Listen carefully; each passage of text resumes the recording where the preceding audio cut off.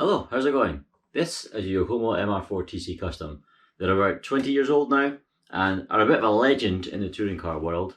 A few years ago, I spent time on this one reconditioning it entirely. Now this rather sad looking motif is actually a legendary Yokomo racing chassis underneath what used to be a Ferrari F50 body shell, which has very much seen better days.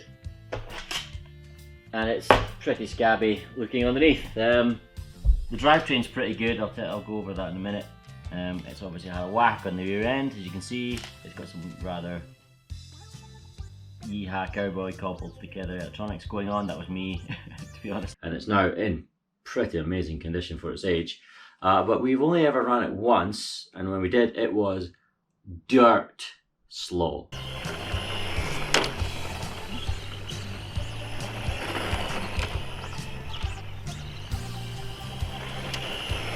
It was about as quick as soil erosion. Anyway, that was due to the kind of pitiful 17.5 turn brushless censored motor in it. Not saying that all 17.5 turn brushless censored motors are pitiful, but that one was. I have since put a 13.5 turn in it, which is a lot quicker, but I haven't actually used it outside. So today's the day we're going to do that. Assuming I can find a suitable location, because finding some lovely smooth tarmac in Scotland that isn't, you know, an active car park or whatever, is quite difficult because the roads are generally shocking and there's traffic everywhere. But we'll see what we can do. Potentially enjoy. Well, I found a place. It's not exactly amazing, not a lot of space here, but I couldn't really find anywhere, and the surface is not fantastic, but it'll do, it'll do. The handling on this thing is amazing. I've got it set up the way roughly similar to how it used to race, and I've fully serviced the shocks and everything. But I do have a concern over these T27 general purpose tyres. They were never particularly great. And these ones are almost as old as the car, so they've long since passed their best. However, we'll see how it is.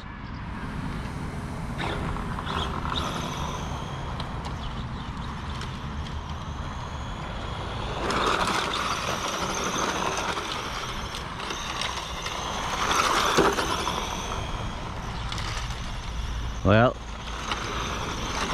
as expected, the handling is superb, but it's still dirt slow.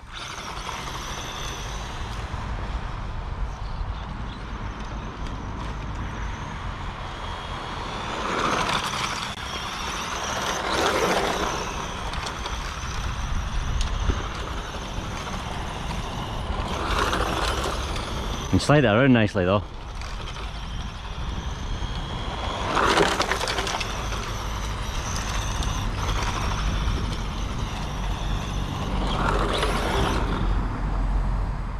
I should explain exactly why it's so slow. Lack of gearing options. I couldn't be picky when getting parts to rebuild this car. They're extremely hard to find now. I got whatever spur I could, and the spur limits my gearing options a fair amount. It's got a very, very, very small pinion and a very big spur. I had no other choice. A bigger pinion wouldn't have fit, and a smaller spur couldn't be found. As a result, it's very low geared. I might have a look online and see if I can get a slightly smaller spur, which would allow me to gear it up a little bit. Because as it is at the moment, it's set up for indoor racing, but even as it is now, it's probably still a bit too slow for that. However, still great to drive.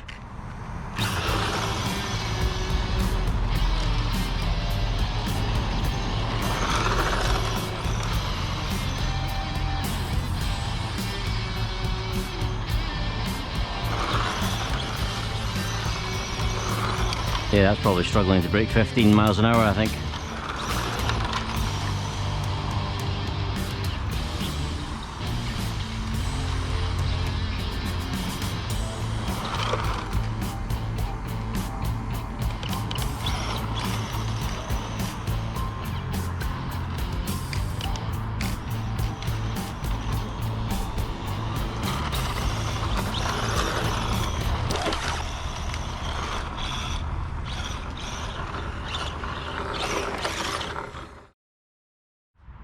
Right, seems we lost front wheel drive because the differential has slackened off to the point. It's a ball differential, adjustable, slackened off to the point that it's no longer getting any drive. That's not even spinning the front belt when I do that.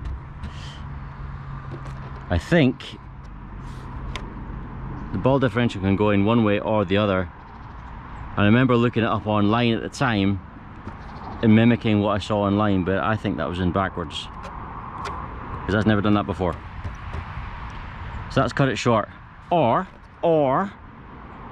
we can run it rear wheel drive and see if we can do some drift